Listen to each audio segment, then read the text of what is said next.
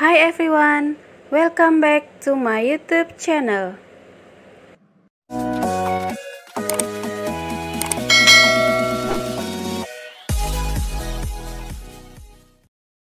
In this video, we are going to talk about narrative text.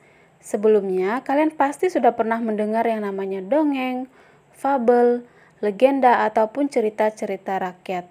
Nah, tidak hanya di Indonesia, di negara lain juga ada cerita-cerita seperti itu yang disebut dengan narrative text. Apa itu narrative text? Narrative text is an imaginative story to entertain people. Jadi, narrative text adalah cerita fiksi atau fiction atau cerita karangan yang dibuat untuk menghibur pembaca. Narrative text biasanya sering kita jumpai dalam bentuk dongeng, cerita rakyat, maupun cerita fiksional lainnya. Next, what is social function of narrative text? Social function of narrative text is to amuse or entertain the reader or listener. Jadi tujuan naratif teks itu adalah untuk menghibur pembaca ataupun pendengar. Selanjutnya yaitu generic structure of narrative text. Terbagi menjadi 3. Yang pertama yaitu orientation. Bagian ini merupakan pembuka dari sebuah naratif teks yang isinya berupa penjelasan tempat dan waktu serta memperkenalkan karakter dalam cerita tersebut. Yang kedua yaitu complication. Bagian ini merupakan bagian yang menceritakan awal terjadinya masalah dalam cerita, yang selanjutnya mengarah pada sebuah konflik. Dan yang terakhir yaitu resolution. Bagian ini merupakan akhir dari cerita dan pada bagian ini masalah sudah terselesaikan. Nah, dalam resolution ini juga biasanya terdapat moral value atau pesan moral dari cerita tersebut. Oke, next, language feature of narrative text. Yang pertama yaitu using past tense, menggunakan kata kerja bentuk kedua. Kemudian using adverb of time seperti once upon a time, one day, or long time ago. Kemudian using time connective and conjunction like when, then, suddenly, dan lain sebagainya.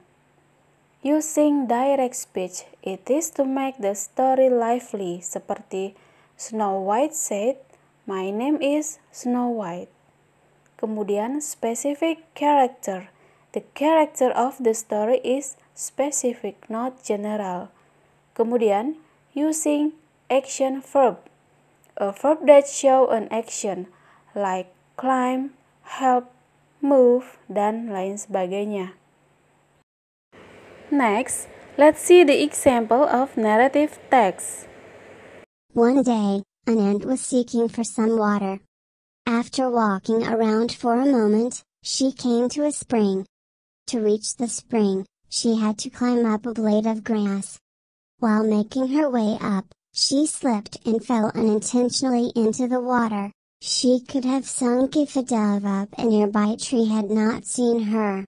Seeing that the ant was in trouble, the dove quickly put off a leaf from a tree and dropped it immediately into the water near the struggling ant. Then the ant moved towards the leaf and climbed up there. Soon it carried her safely to dry ground. Not long after at that, there was a hunter nearby who was throwing out his net towards the dove, hoping to trap it in this way.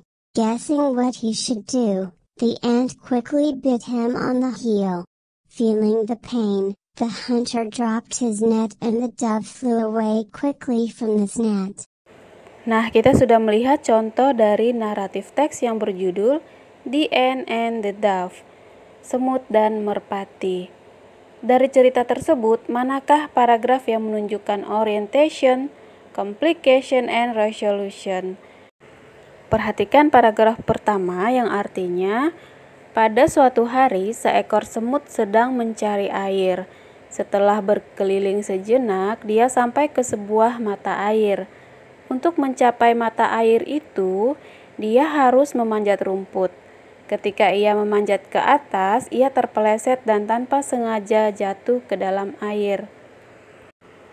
Nah, paragraf pertama ini merupakan orientation atau pengenalan, yang isinya itu sudah menjelaskan tempat dan waktu serta memperkenalkan karakter yang ada di dalam cerita. Selanjutnya yaitu paragraf kedua yang artinya dia mungkin tenggelam jika burung merpati di atas pohon di dekatnya tidak melihatnya. Melihat bahwa semut dalam kesulitan, burung merpati dengan cepat memetik daun dari pohon dan langsung menjatuhkannya ke dalam air dekat dengan semut yang berjuang menyelamatkan diri. Kemudian semut bergerak menuju daun dan naik ke atasnya. Segera daun itu membawanya dengan selamat ke tanah kering. Tidak lama setelah itu, ada seorang pemburu yang membuang jaring ke arah burung merpati, berharap untuk menjebaknya dengan cara itu. Paragraf kedua ini merupakan complication, karena di dalam paragraf kedua ini sudah terdapat masalah ataupun konflik. Kemudian paragraf ketiga yang artinya berpikir tentang apa yang harus ia lakukan, kemudian semut dengan cepat menggigit tumit orang tersebut.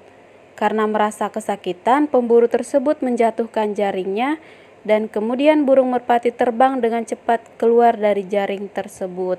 Nah, paragraf ketiga ini merupakan resolution, karena pada bagian ini masalahnya sudah terselesaikan.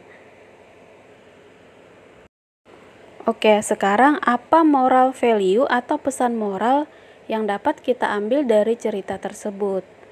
Pesan moralnya adalah, if you do good, good will come to you. One good deed deserves another good.